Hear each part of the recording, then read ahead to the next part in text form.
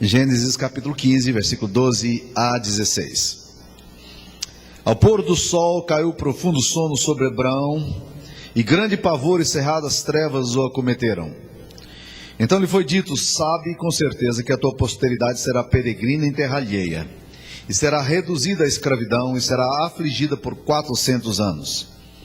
Mas também eu julgarei a gente a que tem de sujeitar-se, e depois sairão com grandes riquezas. E tu irás para os teus pais em paz, serás sepultado em ditosa velhice. Na quarta geração tornarão para aqui, porque não se encheu ainda a medida da iniquidade dos amorreus. Essa é a palavra do Senhor. Mantenha a Bíblia aberta nesse texto aí. Meus amados irmãos, a Bíblia descreve Deus com muitos atributos. Quando a gente fala de atributo é uma terminologia muito apropriada em teologia, que é usada para descrever quem é o Deus das Escrituras Sagradas. Existem muitos atributos de vários deuses. Existem deuses apaixonados, como os deuses gregos. Existem deuses sensuais, como os deuses da macumba. Existem deuses animistas, como no candomblé. Mas quem é o Deus das Escrituras Sagradas? Como é que a palavra de Deus descreve esse Deus? Quais são os atributos que ele tem? Vários atributos são usados, muitos deles nós cantamos aqui em louvor a Deus, na medida em que estávamos glorificando e entoando esses cânticos aqui. Nós falamos que Deus é justo, falamos que Deus é misericordioso, falamos que Deus é bom, falamos que Deus é fiel, falamos que Deus é gracioso. Tudo isso descreve o Deus das Escrituras Sagradas. Falamos que Deus é amor. Todas essas descrições têm a ver com os atributos de Deus nas Escrituras Sagradas. Um dos atributos com os quais a humanidade tem mais dificuldade para lidar com ele é o atributo da justiça de Deus. É interessante porque quando nós falamos em justiça de Deus, em ira de Deus, essas coisas não descem muito bem para o nosso coração. E eu quero falar exatamente sobre esse assunto hoje. Quando nós lemos aqui em Gênesis capítulo 15, Abraão está recebendo uma série de promessas a Deus. Deus prometeu a Abraão que ele teria um filho por meio de Sarai. Sara já tinha 90 anos de idade, 89 anos de idade, e ali foi uma notícia assim, tanto quanto surpreendente.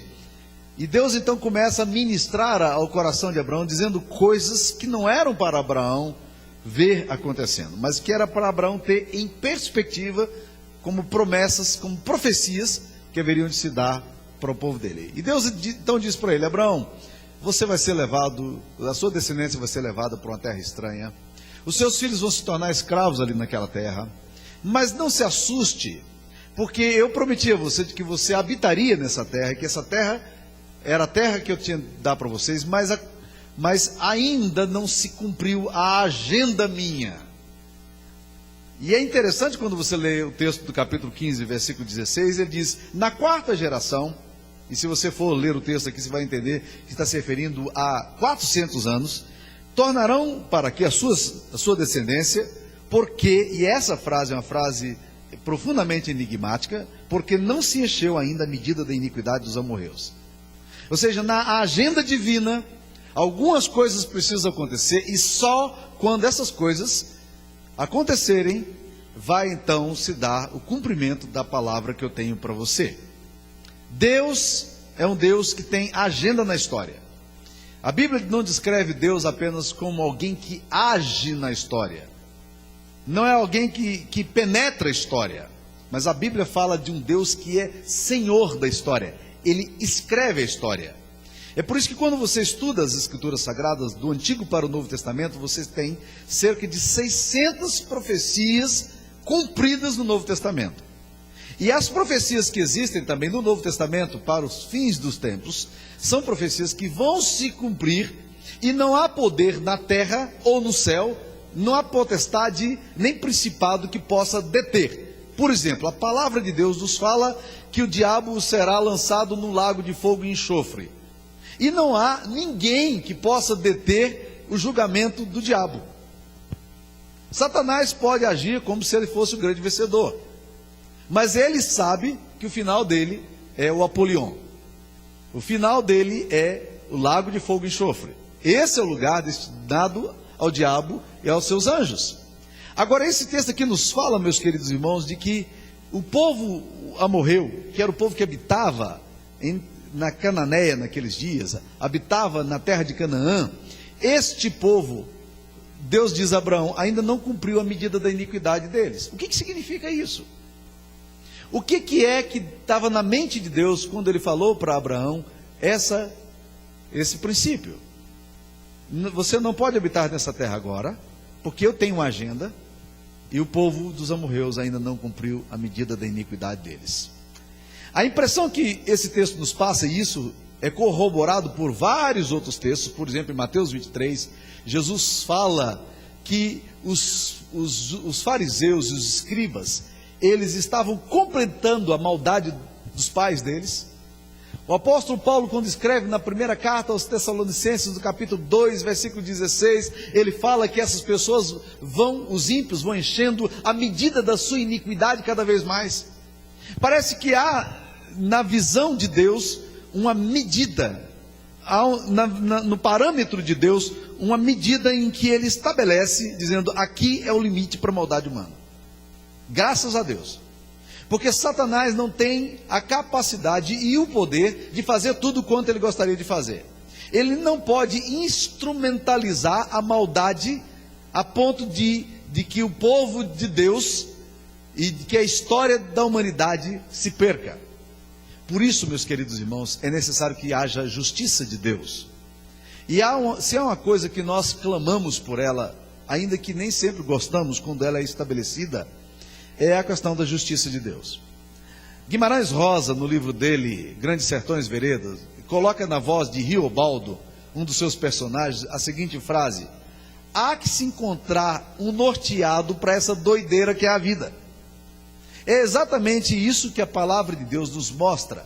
É que a história da humanidade não segue um rumo solto, o universo não está descarrilhado, nós não estamos caminhando numa história que não tem objetividade alguma, nós não caminhamos numa história cíclica como desejam os pagãos, mas a história das escrituras sagradas, ela é ascensional, ela possui um teleios, por isso ela é teleológica, ela vai alcançar inexoravelmente o objetivo para o qual o Deus, Senhor da história, estabeleceu. E Deus está falando aqui para Abraão. Abraão ainda não se cumpriu a medida da iniquidade, da maldade dos amorreus. Seu povo vai ser levado, mas você pode estar certo que vai voltar um momento e que eu preciso estabelecer juízo sobre essa nação. Deus estava dando tempo para que essa nação se arrependesse.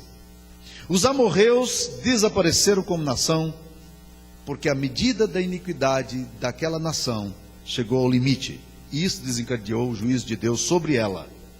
Indivíduos também são destruídos por causa da sua própria maldade, e a palavra de Deus nos descreve isso de uma forma muito clara.